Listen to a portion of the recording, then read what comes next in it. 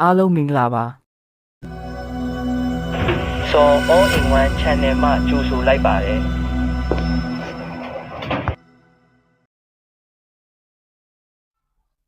အခုဖတ်ပြပေးမှာတော့စာရေးဆရာဦးနုရေးသားထားတဲ့ကာမတဏဆိုတဲ့စာအုပ်ပဲဖြစ်ပါတယ်အပိုင်း28မမေကြီး diary ကိုမြင့်ဆွေမန်နေဂျာလုပ်လို့တလာခွဲလောက်ရညတညတကောင်ရံလောက်မှာဆန်မြင့်ဟာကိုမြင့်ဆွေအိမ်ကန်ထဲဝင်လာပြီးကိုမြင့်ဆွေကိုနှိုးတယ်ကိုမြင့်ဆွေကိုနှိုးတဲ့အခါတတိတည်သွားပြီးသူ့တပည့်ဖိုးတို့အိမ်ရှိမှာရောက်နေတယ်လို့ပြောတယ်ကိုမြင့်ဆွေလည်းအိမ်ရှိကိုခတ်တုတ်တုတ်ထွက်သွားတယ်ဖိုးတို့နဲ့တွေ့ရအခါဖိုးတို့ကဆရာကြီးတတိတော့အသက်ခံရပြီလို့ပြောတယ်ဘလို့ဖြစ်တာလဲပြောစမ်းမအောင်လို့ကိုမြင့်ဆွေကမေးတယ်ကလပ်မှာဘဲကစားကြရင်တတိတပည့်စိန်တော်ကရာဇဝတ်အုပ်ကိုငယ်ဟာအောက်ဖဲကိုလှန်လှန်ကြည့်နေတယ်လို့သူ့တတိကိုပြောတယ်အဲ့ဒါနဲ့တတိနဲ့ကိုငယ်တယောက်တခွန်းစကားများကြတယ်တတိကစပြီးကိုငယ်ကိုပါရိုက်လိုက်တယ်ကိုငယ်ကလည်းတတိကိုပြင်ရိုက်တယ်တတိကရှေ့ချထားတဲ့အရက်ပံကွက်နဲ့ကိုငယ်မျက်နှာကိုပေါက်တယ်စိန်တော်ကလည်းကိုငယ်ကိုကလတ်ထိုင်နဲ့ဝင်ပေါက်တယ်အဲ့ဒီတော့ကိုငယ်ဟာဒုက္ခတွေက6လုံးပြူနဲ့ထုတ်ပြလိုက်တာတတိရဲ့ရင်ဘက်ကိုမှန်ပြီးတတိကကလတ်မှာပဲတည်သွားတာပဲအခုအလောင်းကိုစေုံယူသွားပြီလို့ဖိုးတိုးကပြောတယ်ကိုမြင့်ဆွေလည်းကြားရတဲ့အတွက်စိတ်မကောင်းဘူးဒီအရက်ဒီအလောင်းကစားနဲ့ဒီကာမအပျော်ပါဟာဘသူကိုမှကောင်းကျိုးမပေးပါဘူးလို့စဉ်းစားရင်အဝိစားကမြန်မြန်လဲပြီးဖိုးတိုးနဲ့အတူတူစေရုံကိုလိုက်သွားတယ်တထေးရဲ့မန်နေဂျာကိုမြင့်ဆွေကသာသူ့တထေးတည်တဲ့အတွက်စိတ်မချမ်းမသာဖြစ်နေတယ်တထေးကတော့နဲ့တထေးသမီးကတော့အပျော်ကြီးပျော်ဝမ်းအသာကြီးသာစိတ်ချမ်းသာကြီးတာနေကြတယ်ဖိုးတို့ကကိုမြင့်ဆွေစီကိုမသွားခင်အကြောင်းကြားရအောင်တတိအိမ်ကိုအရင်သွားတယ်တတိအိမ်မှာမဲမေကြီးကိုတွေ့ပြီးအကျိုးအကြောင်းပြောပြတယ်ဒီအကြောင်းကိုကြားရတာနဲ့မဲမေကြီးကဝမ်းသာအားရဖြစ်ပြီးလေကားအပေါ်အတင်းပြေးတက်သွားတယ်သူ့အမေခန်းထဲဝင်အမေကိုနှိုးပြီးဝမ်းသာအားရနဲ့မမေဖိဖိတည်သွားပြီဖိဖိတည်ပြီလို့ပြောတယ်အမေကလည်းဒီတင်းမမှန်မှာကိုစိုးရင်နဲ့စိတ်နဲ့သမီးဘယ်ကကြားလာတယ်လဲလို့မေးတယ်အခုပဲဖိုးတို့အိမ်အောင်မှာပြောသွားတယ်လို့သမီးကပြောတယ်ဘယ်မှာတည်ရတယ်လို့အမေကထပ်မိတယ်သမီးကဖိုးတို့ပြောပြတာတွေကိုပြန်ပြောပြတယ်အဲ့ဒီအခါအမေကလည်းတနက်မှန်ရုံသာမှန်ပြီးမတည်သေးပဲတတိမိတာလောက်သာဖြစ်နေမှများလားလို့စိတ်ထဲကစနိုးစနောင်ဖြစ်နေတာနဲ့သမီးရဲ့တနက်မှန်ရုံသာမှန်တာလားတည်တာလားလို့ထပ်မိပါတယ်တည်တာပါမမေရဲ့စိတ်ချပါကလပ်မာကလေးကအသက်မရှိတော့ဘူးတဲ့လို့သမီးကပြောတယ်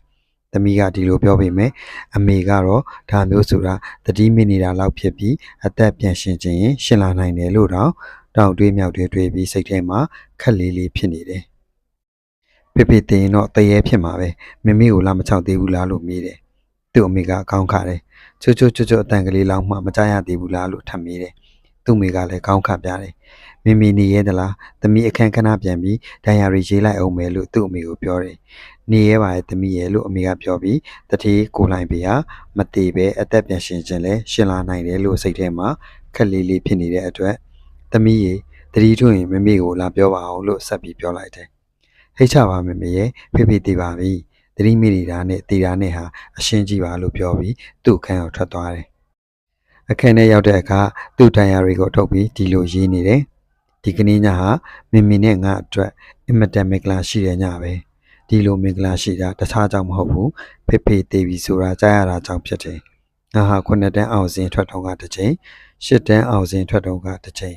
9တန်းအောင်စင်ထွက်တော့ကတစ်ချိန်အားလုံးပေါင်း3ချိန်ဒီတိုက်ရဲ့လှေကားကိုဝမ်းသာအားရပြည့်တက်ခဲ့ဘူးတာငါကောင်းကောင်းမှတ်မိသေးတယ်ဒါပေမဲ့ဒီကနေ့ညဖေတည်ပြီဆိုတဲ့သတင်းကိုကြားရပြီးဒီလှေကားကိုပြည့်တက်ရတာအတီ3ချိန်တုန်းကထက်ငါအများကြီးပိုပြီးဝမ်းသာတယ်ပိုပြီးလည်းရတာရှိတယ်ဒီဘလူးကြီးရဲ့အလောင်းဆိုင်ထဲမှာအလောင်းခံရပြီးအစားခံရတော့မယ်စစ်စစ်မှာကယ်ဆယ်မဲ့သူနဲ့တွေ့လို့လွတ်လာရတဲ့လူဟာဝမ်းသာနေရတယ်လို့ငါလည်းဒီကနေ့ညဝမ်းသာနေတယ်အများကြီးဝမ်းသာနေတယ်ပြောမပြနိုင်အောင်ဝမ်းသာတယ်မမေစိတ်ထဲမှာဖေဟာမသိဘူးတတိမိပြီးမျောနေတာများလားပြန်ပြီးရှင်းလာမလားလို့စိတ်ပူနေပုံပေါ်တယ်ငါမမေကိုဒီလောက်လူစင်မမီအောင်နှိပ်စက်တဲ့သူငါကြောင့်ကလေးကွက်ကြားကိုခက်စစ်ချိုးကော်အိတ်ထဲခဲရီနဲ့ထက်မြစ်ထဲချပြီးရေနစ်တက်ပစ်တဲ့သူဟာတေချင်းစိုးနဲ့ပဲတေးရမှာပဲဒီလိုလူမျိုးအတွက်တခြားတေးနည်းမျိုးမရှိနိုင်ဘူးတ တတိကိုအတူလိုက်ပြီးအရက်တော့မယားနှိပ်စက်နေတဲ့ထမင်းချက်သမားအိမ်ငိမ့်တော့တိရောပေါ့ကွယ်မနေ့ဖန်ခါကျရင်အရက်ဖြတ်ပါမယ်မိမကိုလည်းမရိုက်တော့ပါဘူးလို့ကတိပေးရင်ပေးအပေးရင်အလောက်ကတခါတည်းထုတ်ပြလိုက်မယ်ဆက်ဖက်မှာလည်းအရက်တော့မယားနှိပ်စက်နေတဲ့တက်တော်ရရှိသေးသလားမဆိုနိုင်ဘူးရှင်ရင်လည်းအရက်ဖြတ်ပါမယ်မိမမနှိပ်စက်ပါဘူးလို့ကတိမပေးနိုင်တဲ့လူတွေကိုအကုန်လုံးထုတ်ပြမယ်တယောက်မှမကြံလို့ဆက်တွေပိတ်ထားရရင်ပိတ်ထားရပါစေရဲသမားနဲ့မိမနှိပ်စက်တဲ့သူတွေကိုအကုန်လုံးထုတ်ပြမယ်ဟေးလို့ရေးထားလိုက်ပါတယ်နောက်တနေ့မနေ့6နာရီခွဲလောက်မှာဓမင်းချက်သမားအေးငိမ့်ကိုမက်မေကြီးခေါ်လိုက်တယ်အေးငိမ့်ရောက်လာတဲ့အခါကဲကိုအေးငိမ့်ဒီနေ့ကစပြီးအရဲတောက်တာနဲ့မယားနှိပ်စက်တာကိုဖြန့်ရင်ဖြတ်မဖြတ်ရင်ရှင်ဒီမှာအလုံးမလုံးရတော့ဘူးဘယ်လိုလဲပြောအလုတ်ထက်အရက်နဲ့မယားကိုနှိပ်စက်ရတာကိုပို့ပြီးမှတ်တယ်ဆိုရင်ပြောတာပြောအမနာနဲ့လို့မက်မေကြီးကပြောတယ်ဖြတ်ပါမယ်အကြည့်ရဲ့လို့အင်းငင်ကပြောတယ်ဖြတ်မယ်ဆိုရင်အရက်ထဲကအာမခံမဲ့လူကြီး3ယောက်ရဲ့စာကိုဒီကနေ့ယူခဲ့ကြားလာလို့မက်မေကြီးကမေးတယ်ကြားပါတယ်အကြည့်လို့အင်းငင်ကဖြေတယ်ရှင်အရက်ဖြတ်မယ်မယားနှိပ်စက်တာလည်းဖြတ်မယ်ဆိုရင်ရှင်ကိုတစ်လကအပို့ပေးမယ်ဒီလကစပြီး30တိုးပေးမယ်နောက်ကိုနှစ်တိုင်း9ချက်စီတိုးပေးသွားမယ်6လတစ်ချိန်လင်မယား2ယောက်စလုံးအတွက်ဝက်စုံတစ်စုံစီပေးမယ်ကလေးတွေအတွက်ကြောင်လာကစာအုပ်ခဲနံဖို့မုတ်ပိုးလည်းပေးမယ်ကောင်းပြီသွားတော့လူကြီး3ယောက်ရဲ့အာမခံစာယူခဲ့လို့ပြောပြီးလွှတ်လိုက်တယ်ဒီနေ့မနေ့ပဲ8နာရီလောက်ရှိတော့ကိုမြင့်ဆွေကမက်မေကြီးတို့တိုက်ကိုရောက်လာတယ်မက်မေကြီးနဲ့တွေ့တဲ့အခါမက်မေကြီးတို့ဖေဖေအလောင်းကိုဆရာအောင်စစ်ပြီးအိမ်ကိုပြင်ယူခြင်းယူနိုင်ပြီးဘယ်လိုလှုပ်စိတ်ခြင်းတလဲလို့မေးရဲ့မိမိကိုသွားမေးအောင်မယ်ဆိုပြီးမက်မေကြီးတိုက်ပေါ်တက်သွားတယ်မက်မေကြီးဟာပြန်ဆင်းလာတဲ့အခါကိုမြင့်ဆွေကိုဦးလို့ခေါ်ရင်ကောင်းမလားအကိုကြီးလို့ခေါ်ရင်ကောင်းမလားလို့စဉ်းစားလာပါတယ်အောက်ရောက်ခံဒီမှပဲအကိုကြီးလို့ခေါ်ဖို့ဆုံးဖြတ်ပြီးအကိုကြီးအမေကတိုက်ပေါ်ခဏလာပါအောင်လို့ကိုမြင့်ဆွေကိုပြောတယ်ကိုမြင့်ဆွေလည်းအိမ်ပေါ်ကိုတက်လိုက်သွားတယ်အခန်းထဲရောက်တဲ့အခါကတင်ပေါ်မှာလှဲနေတဲ့မက်ခင်လှကိုပြုံးကနေမှတ်တောင်မမှတ်မိဘူးမက်ခင်လှကအယိုးနဲ့အရေးပဲရှိတော့တယ်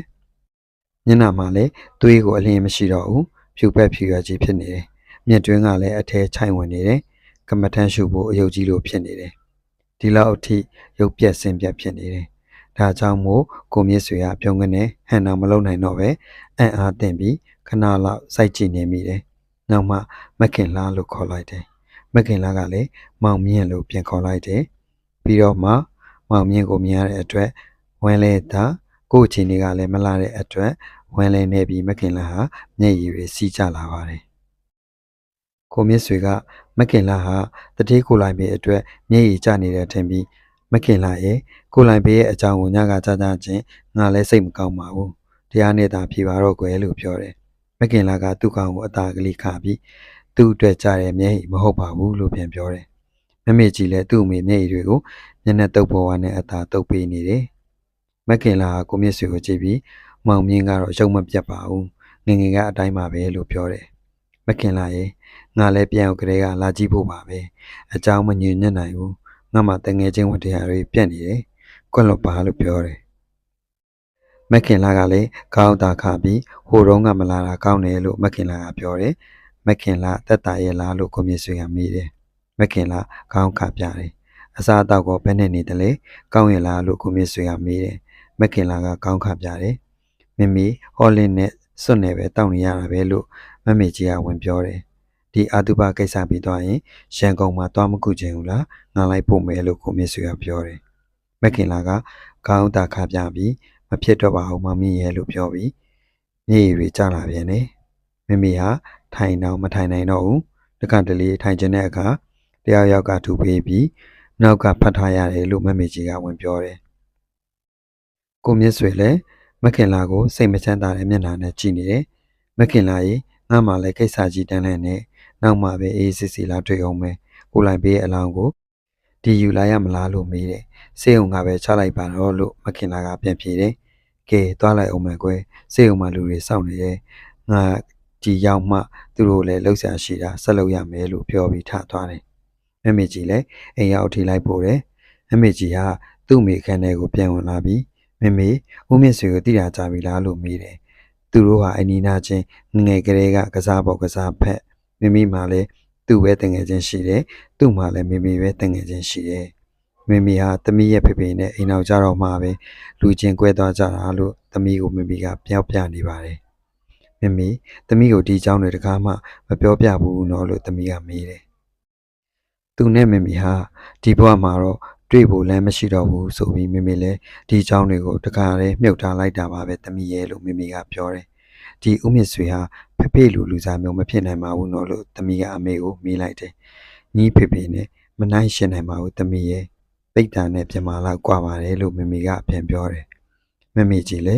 သူ့မေမေအနားမှာခဏလောက်နေပြီးသူ့ခန်းထဲမှာတိုင်ယာတွေကိုဒီလိုရေးတယ်ဒီကနေ့ငှက်ဆိုးထိုးတယ်မကြရတော့ဘူးအုတ်အော်တန်ကိုသာကြားရတယ်ဦးမြင့်ဆွေလာတယ်ငါအကိုကြီးလို့ခေါ်လိုက်တယ်ပထမခေါ်ကားစားမို့ထင်ပါရဲ့တမျက်နှာလုံးပူထူသွားတယ်အကိုကြီးကမေမေနဲ့ခဏတွေ့တယ်ဖေဖေအလောင်းအိမ်ပြန်ယူလာရမလားလို့မေးတယ်မေမေကမယူခင်းနဲ့တော့စေးုံကပဲချလိုက်ပါလို့ပြောတယ်အကိုကြီးကမေမေနဲ့ငငယ်ကလေးကအိမ်နီးနားချင်းကစားပေါ်ကစားဘက်တငယ်ချင်းလို့မေမေကပြောတယ်ဖေဖေနဲ့အကိုကြီးကမနိုင်ရှင်နိုင်ဘူးပြိတ်တာနဲ့ပြမာလောက်ခွာတယ်လို့လည်းမေမေကပြောတယ်လို့ရေးထားလိုက်တယ်ဒီနေ့ကစပြီးသူ့တိုင်ယာတွေကိုအရင်ကလိုပုံရှိုးကွယ်ရှိုးမထားတော့ဘူးသူ့စပွဲပေါ်မှာပဲတင်ထားလိုက်တယ်အာတုပပြီးတဲ့အခါအလောက်ကအပြင်ကိုမြင့်ဆွေမခင်လာတို့စီလာတယ်မခင်လာနဲ့တွေ့တဲ့အခါမခင်လာစိတ်ချမ်းသာအောင်ငငယ်ကလို့သူတို့အတူတူမန္တလေးဖျားဘူးသွားကြတာတွေမန္တလေးတောင်ပေါ်ကိုသူတို့နှစ်ယောက်ပြိုင်ပြီးတက်ကြတာတွေစကိုင်းဘက်မှာလည်းပုံညရှင်စီရီတော်ကိုရောက်အောင်ပြိုင်တက်ကြတာတွေဥမင်30တွားလဲကြတာတွေမေခေါခေါင်းလောင်းကြီးကိုသူနဲ့မခင်လာသက်စီထိုးခဲ့ကြတာတွေရှောက်ပြောနေတယ်သမီးကလေးမမေကြီးကလည်းဘေးကနားထောင်ရင်သူ့မိမျက်နှာကိုခဏခဏလှမ်းကြည့်တယ်အတော်ကြီးကြာသွားတဲ့အခါကိုမြင့်ဆွေကမခင်လာရေတငယ်ချင်းအရင်အနေနဲ့ငါမှတောင်းဝင်ရှိနေတယ်ကွယ်မခင်လာကိုငါကျင်နေအောင်ပြုစုပြရစီငါ့ကိုခွင့်ပေးပါလို့တောင်းမနေမောင်မြင့်ဆွေတဘောရှိပြုစုပါခွင့်ပေးပါတယ်လို့သူ့ကောင်ကိုအသာညှက်ရင်မခင်လာကပြောတယ်ကိုမြင့်ဆွေပြန်သွားတဲ့အခါမမေကြီးကဒီလိုဒိုင်ယာရီထဲမှာရှိရဲ့အကိုကြီးလာတယ်မေမေနဲ့သူနဲ့ငငယ်ကမန္တလေးနဲ့စကိုင်းဖျားဘူးသွားကြတာတွေကိုရှောက်ပြောတယ်မေမေကိုကြည့်ရတာအကိုကြီးပြောတာကိုနားဆိုင်ထောင်ရင်ပြုံးနေတာပဲမေမေဒီလိုပြုံးတာမျိုးကိုအမြင်ရတာကြားပြီအကိုကြီးရဲ့နှုတ်ခမ်းနဲ့မျက်လုံးမှာသူရတတိဒေဝီစောင့်နေတဲ့ထင်တယ်ဒီလိုမှမဟုတ်ရင်လေဒီနှုတ်ခမ်းနဲ့မျက်လုံးထဲမှာတစ်ဖက်သားကိုဆွဲဆောင်နိုင်တဲ့တန်လိုက်တဲ့တွေအများကြီးရှိတဲ့ထင်တယ်သူချင်းနဲ့အောင်ပြုစုပြရစီလို့မေမေစီမှာခွင့်တောင်းတယ်မေမေကခွင့်ပြုလိုက်တယ်ဘလို့များပြုစုမလဲမဆိုနိုင်ဘူးလို့ရေးထားလိုက်တယ်ညနေဘက်ကျတော့ထမင်းချက်သမားအင်းကြီးဟာအရက်ထဲကလက်သမားကိုဖို့တော့စေးစရာကြီးဦးအောင်ပန်းနဲ့မော်ဝင်းကားတဲ့ဒေါ်နှင်းစီတို့စီကထောက်ကန်စာတွေကိုယူလာပြီးမမေကြီးကိုပေးတယ်မမေကြီးလည်းအပိုတလားကကိုချက်ချင်းထုတ်ပေးလိုက်တယ်နောက်ပြီးတော့သူ့တိုင်ယာရီထဲမှာဒီလိုရေးထားတယ်ထမင်းချက်သမားကိုအင်းကြီးဟာအရက်ဖြတ်ပါမယ်မယားနှိပ်စက်တာဖြတ်ပါမယ်လို့ဒီကနေ့ကတိပေးတယ်အရက်ထဲကလူကြီး3ဦးကလည်းထောက်ခံတယ်ဂတိပြည့်ရင်တရက်မဆိုင်ဘူးချက်ချင်းတုတ်ပြလိုက်မယ်လို့ရေးထားလိုက်တယ်နောက်တနေ့မနေ့မောင်မြင့်ဆွေဟာရိုးတိုက်ကိုသွားပြီးလူမမာအိတ်တဲ့တန်ကတင်တစ်လုံးတန်ကြိုးရိုက်ပြီးအမှားခိုင်းတယ်လူမမာထိုင်ခြင်းရင်ပွေထူနေစရာမလိုဘူးနောက်ကဖတ်ထားစရာလည်းမလိုဘူးကတင်ကောင်းရင်ဘက်ကလက်တံတစ်ခုကိုလှည့်လိုက်ရင်ကောင်းရင်ဘက်ကကတင်တစ်ချမ်းဟာအပေါ်ကိုမြင့်တက်လာတယ်အဲ့ဒီတန်ကတင်ကိုမှားပြီးမခင်လာစီကိုလာတယ်မခင်လာရဲ့အခန်းဟာမှောင်နေလေလည်းမရဘူးဒါကြောင့်နောက်ထပ်ပရင်းပေါက်2ခုဖောက်ချင်တယ်ပရင်းပေါက်ဖောက်နေတော့မခင်လာကအခြားအခန်းတစ်ခုပြောင်းနေဖို့ပြောတယ်အဲ့ဒီလိုပြောပြီးပြောင်းဖို့အခန်းကိုမမေကြီးနဲ့အတူတူသွားကြည့်ကြတယ်အခန်းကိုအသင်းဖြစ်အောင်လုပ်ထားညနေသူအလုပ်ဆက်တော့ဆင်းခဲ့မယ်သူလာမှမခင်လာကိုရွှေ့ဖို့မှာပြီးအလုပ်ဘက်ကိုကူးသွားတယ်ညနေကျတော့ကိုမြင့်ဆွေ3နာရီလောက်ရောက်လာတယ်သူနဲ့အတူပယံကလားတစ်ယောက်ပါလာတယ်ဗရင်ပဖောက်ဖို့နေရာကိုသူကိုယ်တိုင်ပြတယ်နောက်တနေ့ကစပြီးလုပ်ရမယ်9ရက်အတွင်းအပြီးလို့ကျင်တယ်လို့ပြောပြီးပြန်လွှတ်လိုက်တယ်တောင်းလောက်ကြတဲ့အခါပြောင်းရင်ရွှေ့ရင်မခင်လာမော်ရင်ကူဖို့သူမှထားတဲ့အတိုင်းဆရာဝန်နဲ့သူနာပြုဆရာမ2ယောက်ရောက်လာကြတယ်သူတို့မှလူနာတဲဖို့ကက်လဲပါလာတယ်ဒါပေမဲ့ဒီကက်ကိုမြင်ရင်လူမမာနှလုံးနာမယ်ဆိုပြီးမောင်မြင့်ဆွေကသဘောမကျဘူးအိမ်အောက်မှာခက်စောစောကလေးကသူကြည့်ထားတဲ့ကျိန်ပက်လက်ကလထိုင်ကြီးကိုအပေါ်တင်ခိုင်းလိုက်တယ်ဒီပလက်ကလထိုင်ဟိုဘက် ဒီဘက်မှာခေါင်းတွေထားပြီးအလေကမခင်လာကိုထားတယ်ပြီးတော့မောင်မြတ်ဆွေပါဝိုင်းပြီးကလေးထိုင်ကိုရွှေ့ထားကြတယ်နောက်ခန်းမှာညီသားတစားဖြစ်တဲ့အခါလူဘက်မှာပြီးမှဆရာဝန်နဲ့ကိုမြတ်ဆွေတို့ထိုင်ကြပြီးကိုမြတ်ဆွေကမခင်လာရေးဆရာဝန်မနေ့ဖန်ကစားပြီးတရေချလာကြည့်လိုက်မယ်ညီထိုင်မကောင်းတာတွေရှိရင်အကုန်ပြောပြဒီကြားထဲမှာလေလူချင်းရင်ဆရာဝန်ကိုမှားလိုက်ချက်ချင်းရောက်လာမှာပဲလို့ပြောပြတယ်မခင်လာလေမောချင်းပန်းချင်းမရှိတာနဲ့ဆရာဝန်ဆရာမတွေနဲ့ကိုမြတ်ဆွေတို့ဟာတအားလောက်ကြတဲ့အခါပြန်သွားကြတယ်မခင်လာလေတတိကတော်လူသားဆိုတဲ့အိမ်အောင်ကြကလေးက18နှစ်19နှစ်လုံးလုံးဟာဒီကနေ့ညနေလိုယူရလောက်တာမျိုးကိုတခါမှမကန်ခဲ့ရဘူးဒါကြောင့်အခုလိုအပြူစုခံရတဲ့အခါ19နှစ်လုံးလုံးနောက်ကြည့်ကြည့်ဖြစ်နေတဲ့စိတ်တွေဟာချက်ပြောင်ငှက်ပြောက်ပြောက်သွားပြီးကြည်ကြည်လင်းလင်းဖြစ်နေတယ်နောက်3ရက်လောက်ကြာတဲ့အခါဆရာဝန်ရှာပေးတဲ့အတွက်သူနာပြုဆရာမ2ယောက်မောင်မြင့်ဆွေရလာတယ်သူတို့ကအရင်ကရှန်ကုန်စင်းုံကြီးမှာလုပ်ကြတယ်အိမ်အောင်ကြတာနဲ့အလုပ်ကထွက်ကြပြီးဝါခင်မှာလင်းတွေလှုပ်ဆောင်ထိုင်စားနေကြတယ်အဲ့ဒီ2ယောက်ဟာညီနဲ့ညမခင်လာကိုတလဲစီစောင်းရတယ်9ရက်ကြာတဲ့အခါနေအလှညအလှပြောင်းပြောင်းပေးတယ်မခင်လာနေတဲ့အခန်းကိုဗရင်ပေါက်ဖောက်ရုံသာမကဘူးပြန်လက်အယောင်စေးတုပ်လိုက်တယ်ပြီးတော့မှမခင်လာကရင်ဘောကလှမ်းကြည့်ရင်မြင်နိုင်တဲ့နေရာတွေနဲ့တခြားတင့်တော်မဲ့နေရာတွေမှာတောကတောင်ကားကလေးတွေပင်လယ်ထဲလာထွက်နေတဲ့ကားကလေးတွေရေတကွန်ကားကလေးတွေပန်းကားကလေးတွေကိုတင့်တော်အောင်ဆွဲချိတ်ထားတယ်ဒါတွေမကသေးဘူးအခန်းထဲမှာစိုက်ထားလေးရှိတဲ့ကမုံမင်းအမျိုးကိုသူလိုက်စုတာ6မျိုးလောက်ရတယ်အဲ့ဒီအပင်တွေကိုလည်းလှတဲ့ပန်းအိုးတွေထဲပြောင်းဆိုင်တယ်ဒီနောက်အခန်းရဲ့တင့်တော်တဲ့နေရာတွေမှာခုံအနှိမ့်အမြင့်ကလေးတွေလုပ်ပြီးတင်ထားတယ်အခန်းတွင်ခင်းတဲ့ကော်စောကြီးတစ်ချက်ကိုလည်းရှိုးတိုက်ကဝဲပြီးမခင်လာရဲ့ကတင်နဲ့မနီးမဝေးမှာခင်းထားတယ်မကြခင်ပဲရှိုးတိုက်မှာမှားထားတဲ့တန်ကတင်လည်းရောက်လာတယ်တန်ကတင်ကိုကိုမြင့်စင်ကိုယ်တိုင်ဆင်းတယ်အခန်းဟာအားလုံးအဆင်သင့်ဖြစ်တဲ့အခါရှိကလိုပဲဆရာဝန်ဆရာမတွေကိုမခင်လာမောရင်ကူဖို့အဆောင်ထားပြီးမခင်လာကိုသူ့အခန်းပြန်ရွှေ့တယ်မခင်လာဟာသူ့အခန်းမှန်းတော့မမှတ်မိဘူးလေတွေလည်းတဟူဟူနဲ့ဝင်နေတယ်ပို့လင်းလာတယ်အရှုပ်ကားတွေကမုံပန်းပင်တွေကော်စောတွေနဲ့ဆိုတော့အခန်းဟာတိတ်ပြီးတာယာနေတယ်အိမ်နောက်ကြကလေးက19နှစ်လုံးလုံးဒီလိုယူရပြုစုတာအခုမှပဲခံရတဲ့အတွက်မခင်လာဟာတခါသူဟာသူတော့မယုံနိုင်ဘူး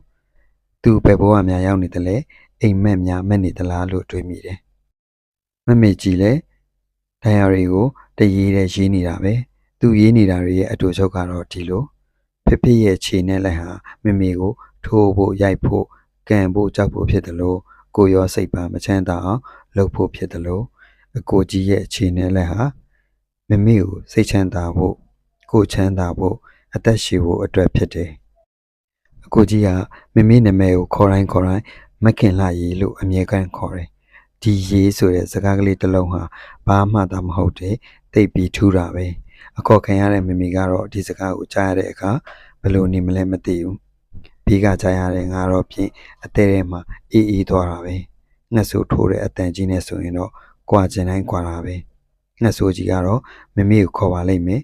မမူးတဲ့အခါဟက်ကောင်မခင်လှမိခင်လှမူးတဲ့အခါစောက်ကမြင်မဖေးမောင်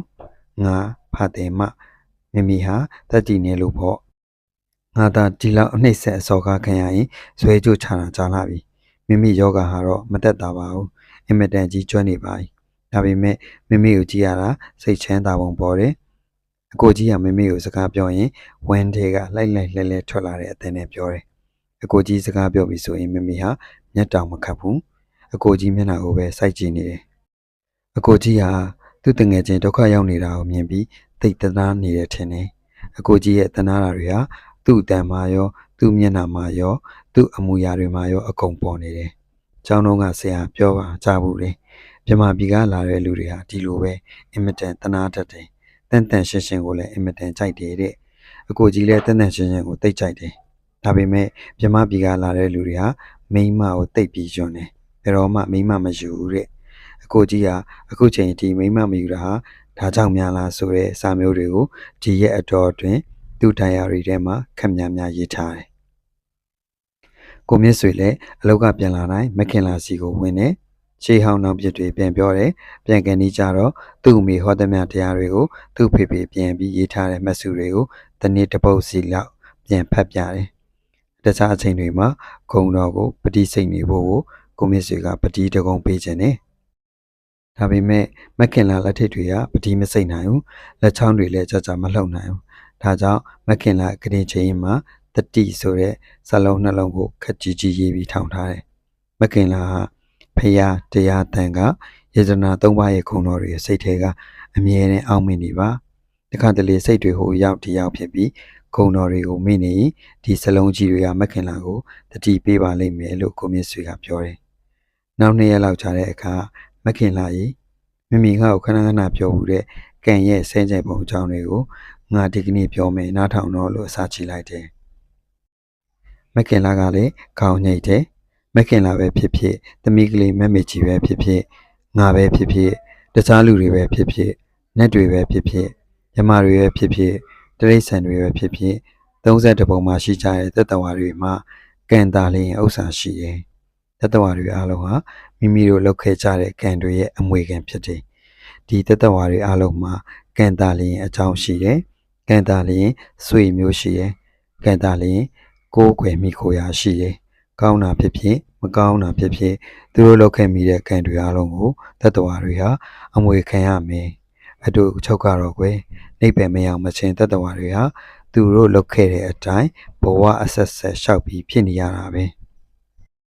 ဒီတရားသဘောကလေးကိုမခင်လာသဘောပေါက်အောင်ကြည့်နိုင်ရင်အင်မတန်အကျိုးများမယ်ဘာဖြစ်လို့လဲဆိုတော့လူတွေကများသောအားဖြင့်တတိလစ်ပြီးဒီတရားသဘောကိုမိနေတာများတယ်အဲ့ဒီလိုမိနေတဲ့အတွက်ဘေးဒုက္ခတွေနဲ့ရင်ဆိုင်တွေ့ရပြီဆိုရင်ဒီလိုဒုက္ခဖြစ်ရတာဒီလူကြောင့်ပဲဟိုလူကြောင့်ပဲဆိုပြီးဒေါသတွေအာကြီးဖြစ်တတ်ကြတယ်ဒေါသစိတ်ဆိုတာအပယ်လေးပုံကိုသာပို့တတ်တယ်ကောင်းတဲ့ဘဝကိုမပို့နိုင်ဘူးတတဝါတွေကကိုလှုပ်ခဲ့တဲ့အတိုင်းရှောက်ပြီးခံနေရတယ်ဆိုတာထင်ရှားအောင်မြတ်စွာဘုရားလက်ထက်တော်ကဖြစ်ပျက်ခဲ့တဲ့အဖြစ်အပျက်၃ခုကိုငါပြောပြမယ်နော်ယဟန်အစု၃စုဟာမြတ်စွာဘုရားကိုဖူးဖို့တော့ကြတယ်တစုကလန်ခီအကြာကြွားတွေ့ရမှာနားနေတော့တဲကိုမီးလောင်နေအဲ့ဒီတဲကအမိုးကမီးလောင်ပြီးကောင်းငင်ကိုလေးနဲ့ပါသွားတယ်ကြီးတကောင်ဟာအဝေးကပြန်လာပြီးဒီမီးလောင်နေတဲ့အမိုးကိုဝင်ကျုံမိတယ်အဲ့ဒီမိုးဟာကြီးရဲ့လက်ပင်မှာစွန့်မိပြီးကြီးဟာမီးလောင်တည်သွားတယ်အဲ့ဒါကိုမြင်ရတဲ့ယဟန်တွေကကံရဲ့အကျိုးပေးထူးဆန်းပုံကိုမြတ်စွာဘုရားလျှောက်ဖို့မှတ်လာခဲ့ကြတယ်ဒုတိယယဟန်တစုကပင်လယ်ထဲမှာရွက်လီစီးလာခဲ့ကြတယ်လမ်းမှာရွက်လီကဘယ်မှမသွားဘူးရက်နေတယ်သွားအောင်ဘလို့လုပ်ရမလဲမသိဘူးအဲ့ဒါနဲ့မဲချတော့သုံးချိန်စလုံးဟာလေတကြီးရဲ့မိမကိုကြီးပဲမဲကြတယ်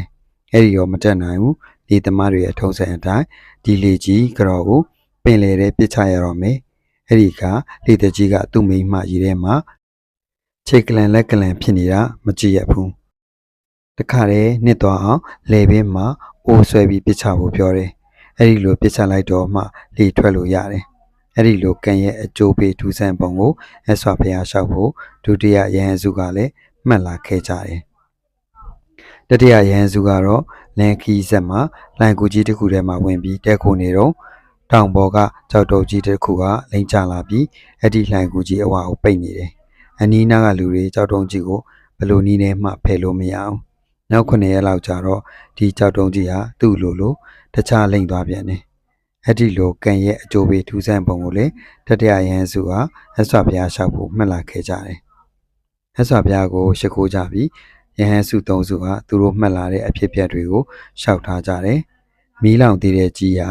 လွန်ခဲ့တဲ့ဘဝတုန်းကလှည့်သမားဖြစ်တယ်နွားတစ်ကောင်ဟာစိုးပေပြီးမယုံပဲဝန်းနေတာနဲ့ဒီနွားရဲ့လက်ပင်မှာကောက်ရိုးတွေကိုပတ်ပြီးလှည့်သမားကမီးရှို့တက်ခဲ့တယ်အဲ့ဒီအကုသိုလ်ကံကြောင့်တည်တဲ့အခါငရဲကြရတယ်ငရဲကလွတ်တဲ့အခါဘဝပေါင်းများစွာဒီလိုပဲမီးလောင်ခံပြီးတည်ရတယ်လေတကြီးကြော်ကတော့လွန်ခဲ့တဲ့ဘဝတစ်ခုမှာအမျိုးသမီးတဦးဖြစ်တဲ့သူ့နောက်တကောက်ကောက်လိုက်နေတဲ့ခွေးထီကိုလဲပင်မှာအိုးဆွဲပြီးရေနှစ်တက်ခဲ့ဘူးတယ်ဒီအကုသိုလ်ကံကြောင့်တည်တဲ့အခါငရဲကြတယ်ငရဲကလွတ်တဲ့အခါဘဝပေါင်းများစွာဒီလိုပဲလဲပင်မှာအိုးဆွဲပြီးရေနှစ်အသက်ခံခဲ့ရတယ်ကြောက်တုံးအပိတ်ခံရတဲ့ရဟန်းတွေကလွန်ခဲ့တဲ့ဘဝတစ်ခုတုန်းကနွားကြောင်သားတွေဖြစ်ခဲ့ဘူးတယ်။ဒီနေ့ကျတော့ဖွတ်ကြီးတစ်ကောင်ကိုအတင်းလိုက်ဖမ်းတဲ့အခါဖွတ်ကြီးဟာတွင်တစ်ခုထဲဝင်ပြေးတယ် နွားကြောင်းသားတွေလည်းတွင်းဝကိုပိတ်ထားခဲ့ကြတယ်။နောက်9 ရက်ကြာတော့မှဒီတွင်းဝကိုဖွင့်တဲ့အခါဖွက်ကြီးလည်းအစာမစားရလို့အားပျော့ပျော့ချီချီနဲ့နဲ့ထွက်လာရတယ်။အဲ့ဒီအခါကျတော့နွားကြောင်းသားတွေလည်းဖုတ်ကိုတနာတာနဲ့အသက်ချမ်းသာပေးလိုက်တယ်။အဲ့ဒီအကုသိုလ်ကံကြောင့်တည်တဲ့အခါဒီနွားကြောင်းသားတွေကငရဲကြတယ်။ငရဲကလွတ်တဲ့အခါဘဝပေါင်းများစွာဒီလိုပဲကြောက်တုံးနဲ့အပိတ်ခံခဲ့ရတယ်လို့မြတ်စွာဘုရားကဟောကြားတော်မူပါတယ်။ကဲမခင်လာရေကံရဲ့အကျိုးပေးပုံတွေဟာမထူးဆန်းဘူးလား။ကြီးကဲမှာလည်းပင်ကိုမီးလောင်ပြီးတည်ဖို့ကံပါလာတော့ဒီချိန်မှာပဲတဲကိုမီးလောင်ပေးရတယ်။အဲ့ဒီချိန်မှာပဲတဲမှုကလေနဲ့ကောင်းကင်ကိုပါသွားပေးရတယ်။ဒီချိန်မှာပဲကြီးကံဟာနေရာတဲ့တဲ့ကြီးကိုပြန်လာရတယ်။လေတကြီးကြော်မှာလေလေပင်မှာအိုးဆွဲပြီးရေနဲ့အသက်ခံရဖို့ကံပါလာတော့ရွက်လေဟာပင်လေထဲမှာဘလို့မှလှုပ်လို့မရရှေ့မတက်တော့ပဲရက်ပေးရတယ်။မဲချတော့လေ3 ချိန်စလုံးသူ့ကိုကြီးမဲချပေးရတယ်။ရေထဲပစ်ချခံနေကြပြန်တော့လေပင်လေထဲမှာခြေကလန်လက်ကလန်ဖြစ်နေတာမကြည့်ရတဲ့အတွက်လေပင်မှာအိုးဆွဲပြီးရေထဲပစ်ချခြင်းတဲ့စိတ်တွေလေတကြီးမှာပေါ်လာပေးရတယ်။ရဟန်းတွေမှာလည်းကြောက်တုံးကြီးနဲ့အပိတ်ခံရဖို့ကံပါလာတော့ဒီချိန်မှာပဲရဟန်းတွေဟာလန်ကူကြီးထဲမှာလာပြီးတဲရတယ်။သက်လုံးဒီနေရာမှာဘဲမှမရွေ့ဘူးခဲ့တဲ့ကြောက်တုံးကြီးဟာဒီချိန်ကြမှာပဲအောက်ကိုလိမ့်လာပြီးလန်ကူအပေါက်ကြီးကိုပိတ်ပေးရတယ်။နောက်9 ရက်စီတော့လေဘယ်သူကမှဆွဲမချရဘဲနဲ့သူဟာသူအလိုလိုတခြားကိုလိမ့်ပေးရတယ်။ဝိထုတွေတဲ့ဒါမျိုးတွေကိုတွားရင်ဝိထုစေဟာတွေ့ကြရရေးရှောက်ရည်နေတာပဲလို့ဒါမျိုးတွေမဖြစ်နိုင်မှာဘူးလို့ဝိထုဖတ်တဲ့လူတွေကပြောကြမှာပဲကံရဲ့အကျိုးပေးပုံတွေဟာအင်မတန်စမ်းကြဲတဲ့မခင်လာအဲဒါကြောင့်မခင်လာရေကိုခံရသမျှတွေဟာကိုကလောက်ခဲ့တာတွေကြီးပဲလို့တရားသဘောအမှန်အတိုင်းချက်ကြီးနှလုံးသွင်းမှာအဲ့ဒီလိုတရားသဘောအမှန်တိုင်းနှလုံးသွင်းနိုင်ရင်စိတ်လည်းချမ်းသာမယ်အကုသိုလ်အသစ်တွေလည်းမဖြစ်တော့ဘူးဒီလိုမဟုတ်ပဲဒုက္ခဖြစ်ရတာဟိုလူကြောင့်ဒီလူကြောင့်ဆိုပြီးဒေါသတွေဖြစ်နေစိတ်လည်းချမ်းသာတော့မှာမဟုတ်ဘူးအကုသိုလ်အသစ်တွေလည်းထပ်ပြီးဖြစ်နေမယ်ငါပြောတာသဘောကျရဲ့လားလို့ကိုမြင့်ဆွေကမေးတယ်မခင်လာကကောင်းညိတ်ပြတယ်သဘောကျရင်တာရု3 ချိန်ခေါ်ပါလို့ဆိုတယ်မခင်လာကတာရု3 ချိန်ခေါ်တယ်ကိုမြင့်ဆွေလည်းမမေကြီးဘက်ကိုလှည့်ပြီးကဲသမီးကလေးကလည်းသဘောကျသလားလို့မေးတယ်မမေကြီးကကိုမြင့်ဆွေကိုတအောင်လောက်စိုက်ကြည့်ပြီးဟုတ်ကဲ့သဘောကျပါတယ်လို့ပြန်ပြောတယ်သဘောကျရင်တာရု3 ချိန်ခေါ်လို့ကိုမြင့်ဆွေကပြောတဲ့အခါမမေကြီးလည်းတာရု3 ချိန်ခေါ်တယ်ကိုမြင့်ဆွေကမခင်လာရဲ့နှစ်ဖူးကိုသူ့လက်ဝါးကလေးနဲ့ဆန်းကြည့်တယ်ကိုရီကိုသားတွေကောင်းပါရဲ့ကွယ်လို့ပြောပြီးပြန်သွားတယ်မမေကြီးလည်းကိုမြင့်ဆွေကိုအိမ်ဝအထိခါတိုင်းလိုပဲလိုက်ပို့ပြီးသူ့တန်ရာတွေကိုဒီလိုရေးပါတယ်တရားတော်အတိုင်းဆိုရင်မမေဟာအရင်ဘဝတွေတုန်းကဖေဖေကိုနှိပ်စက်ခဲ့ဘူးလို့ဒီဘဝမှာဖေဖေကမမေကိုပြန်ပြီးနှိပ်စက်တာပဲလူတိုင်းဟာဒီတရားတော်အတိုင်းနှလုံးသွင်းနိုင်ရင်သိကောင်းမှာပဲဘာပဲပြောငါကတော့ငါမမေကိုနှိပ်စက်ထားတဲ့ဖေဖေကိုတော့အသေးနာတော့မယ်ဒေါသဖြတ်တော့မယ်ရန်ညှိုးထားတော့မယ်မမေဟာအဲ့ရထဲမှာလဲနေတာ3 နှစ်လောက်ရှိသွားပြီဖေဖေတကားမှမမေစီကိုမလာဘူးအကြီးနဲ့မေပဲနဲ့နေတယ်လဲလို့တော့ငါ့ကိုမမေ့ဘူးအကိုကြီးကနေတိုင်းလာရှာတယ်မမေလည်းအကိုကြီးလာနေတဲ့အတွက်စိတ်ချမ်းသာတယ်မမေကသူ့ဟောတဲ့တရားကိုသဘောကျလာသလားလို့မေးပြီးသမီးကလေးကရောသဘောကျသလားလို့အကိုကြီးကငါ့ကိုမေးငါ့ကိုသမီးကလေးလို့ခေါ်တာလားဒါမှမဟုတ်ရင်အမေကြီးကတော့သဘောကျပြီအမေကြီးရဲ့သမီးကလေးကတော့သဘောကျရင်လားလို့မေးရလားဒီမေးခွန်းကိုအဖေကခက်တယ်လို့ရေးထားတယ်နောက်တနေ့ကိုမြင့်ဆွေလာတဲ့အခါသူ့ဘေးအိတ်ထဲကစက်ကူအိတ်ကလေးကိုရှေးဥစွာထုတ်လိုက်တယ်နောက်မှစက်ကူအိတ်ကလေးတွေကလက်ကင်ပွားကလေး3 ထည်ကိုထုတ်ပြီးမခင်လာကိုပြရင်ခင်လာရေဒီလက်ကင်ပွားကလေးတွေကိုမှတ်မိသေးရဲ့လားလို့မေးတယ်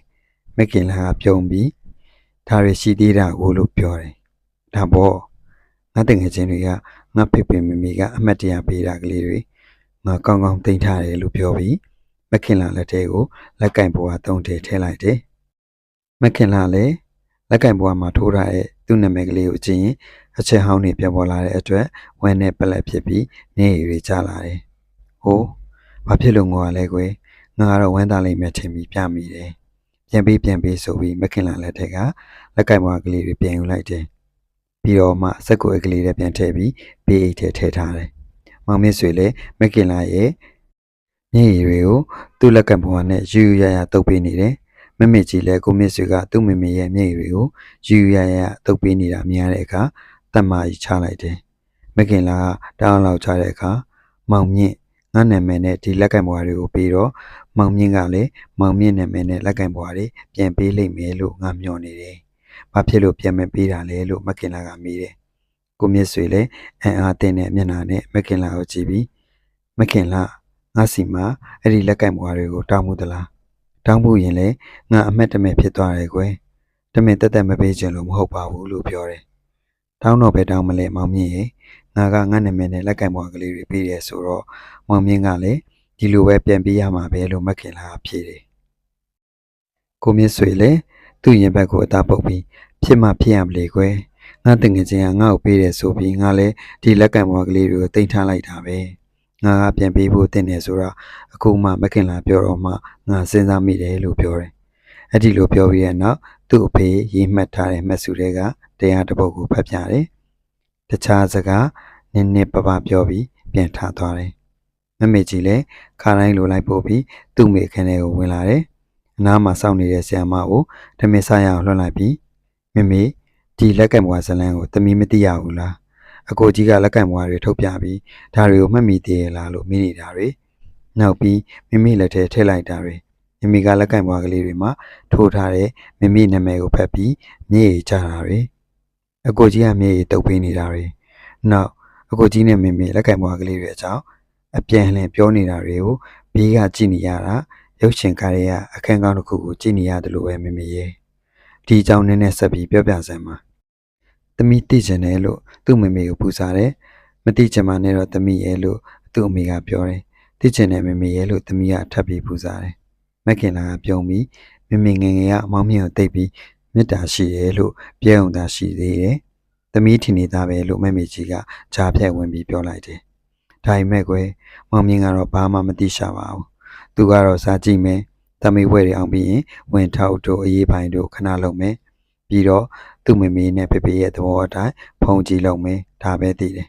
သူ့မှာတငယ်ချင်းဆိုလို့ငါတယောက်ပဲရှိတယ်အပေါင်းအသင်းလည်းမထားဘူးသူ့အိမ်ကလွှဲရင်မမေတို့အိမ်နဲ့ကြောင်းသာသနာရိပ်တာဒီ၃နေရာကိုပဲသွားတယ်ဘယ်မှမသွားဘူးရုပ်ရှင်တွေပွဲတွေဆိုတာလည်းဘယ်တော့မှမကြည့်ဘူးအဲ့ဒါနဲ့တနေ့တော့မမေကခုနကလက်ကင်ဘွားကလေး၃တယ်ကိုမမေနာမည်ထိုးပြီးပေးလိုက်တယ်အဲ့ဒီလိုပေးလိုက်ရင်သူကလည်းသူ့နာမည်နဲ့လက်ကင်ဘွားလေးတွေပြန်ပေးလိုက်မယ်လို့မမေကမျှော်နေတာပေါ့သူကလည်းတတဲမှပြန်မပေးဘူးအခုမှမမေမေးကြည့်တော့မမေကမတောင်းလို့သူမပေးတာတဲ့ဒီလောက်အထီရိုးတယ်အဲ့ဒါနဲ့တနေ့ကျတော့မမေကအရေးဆုံးပြီးမောင်မြင့်ချစ်တယ်ဆိုတာနေသိသလားလို့မေးလိုက်တယ်ချစ်တယ်ဆိုတာကြိုက်တာဘောဟဲလို့သူကပြန်ပြောတယ်ကြိုက်တယ်ဆိုတာကရောနင်သိသလားလို့မမေကထပ်မေးတယ်ကြိုက်တယ်ဆိုတာလိုချင်တာဘောတဲ့ယောက်ျားကမိန်းမကိုလိုချင်တာမိန်းမကယောက်ျားကိုလိုချင်တာအဲ့ဒါကြိုက်တာဘောဟဲလို့သူကပြန်ပြောတယ်အဲ့ဒီတော့မမေကလည်းရဲဆုံးပြီးမောင်မြင့်နင့်မှာနင်လိုချင်တဲ့မိန်းမရှိသလားလို့ဆက်မေးရင်အဲ့ဒီလိုမမေမေးတော့မောင်မြင့်ဆွေကမျက်မှောင်ကြီးကုပ်ပြီးခင်လှနင်ပါရလျှောက်ပြောနေတယ်လေကလေးတွေဖြစ်ပြီးစိတ်လေးတောက်တာတို့ချစ်စကားကြိုက်စကားပြောတာတို့ငါတိတ်မုန်းတာပဲလို့မမေကိုငေါ့တယ်မမေလည်းအဲ့ဒီကလေးကအချစ်ကြောင်းနဲ့ပတ်သက်ပြီးသူ့ကိုမပြောရတော့ဘူးအဲ့ဒီနောက်မမေရဲ့အမေကသမီးရဲ့ဖေဖေကိုယူဖို့မမေကိုအတင်းပြောနေတော့မမေကမောင်မြင့်ရဲ့ငါဒီတရေလိုက်ပြီကိုမယူခြင်းဘူးနင်းနဲ့ငါအိမ်ကထွက်ပြေးရအောင်လို့သူ့ကိုပြောသေးတယ်သူအိမ်ကထွက်ပြေးရင်သူ့မမေတည်သွားလိမ့်မယ်ဆိုပြီးသူသဘောမတူဘူးဒါနဲ့မမေလည်းသမီးရဲ့ဖေဖေကိုယူလိုက်ရတာပဲလို့မမေကပြောတယ်မမေကြီးလည်းအတန်ထွက်အောင်ရက်လိုက်ပြီးမမေကလည်းဖုန်ကြီးတစ်ပိုင်းဖြစ်နေတဲ့လူကိုမရဲတရဲသွားပြီးကြိုက်တာကိုဒီလိုဖြစ်မှာပေါ့လို့ပြောရင်ပြုံးတယ်သူ့အမေလည်းပြုံးနေတယ်တောင်းလောက်ကြတဲ့အခါသူ့ခန်းကိုပြန်ပြီးဒီလိုထိုင်ရရေးတယ်အကိုကြီးလိုလူမျိုးကိုမရဲတရဲကြိုက်လို့မရဘူးမမေဟာမရဲတရဲသွားပြီးကြိုက်မိလို့အကိုကြီးကိုမရတာလက်ကင်ဘွားဇလန်းလေးကစိတ်ဝင်စားစရာကောင်းတယ်အကိုကြီးမမေမြေတွေကိုတုပ်ပေးနေတာကိုငါမြင်ရပြီးငါဘဲနဲ့ဖြစ်သွားမှမသိဘူးအသေးတွေလှက်နဲ့ဖြစ်ပြီးတကိုယ်လုံးရကြည့်ဖြစ်နေတယ်ချစ်တယ်ဆိုတာကြိုက်တာတဲ့ကြိုက်တယ်ဆိုတာလိုချင်တာယောက်ျားကမိန်းမကိုလိုချင်တာမိန်းမကယောက်ျားကိုလိုချင်တာတဲ့ အကိုကြီးပြောတာသိပ်မှန်တယ်လို့ရေးထားလိုက်တယ်အပိုင်း29ဆက်လက်ဆောင်မျိုးနားဆင်ပေးကြပါအောင်ခင်ဗျာ ဒီဗီဒီယိုလေးကိုအဆုံးထိနားဆင်ပေးခဲ့ကြတဲ့အတွက်အားလုံးကိုကျေးဇူးအထူးတင်ရှိပါတယ်ကျွန်တော်ရဲ့ channel လေးကို like and subscribe ပြုလုပ်ပေးကြဖို့အားလုံးကိုမေတ္တာရက်ခံအပ်ပါတယ်နောက်ဗီဒီယိုလေးမှာပြန်လည်ဆုံတွေ့ကြပါစို့ကိုစိတ်နှစ်ဖြာကျမ်းမာချမ်းသာကြပါစေ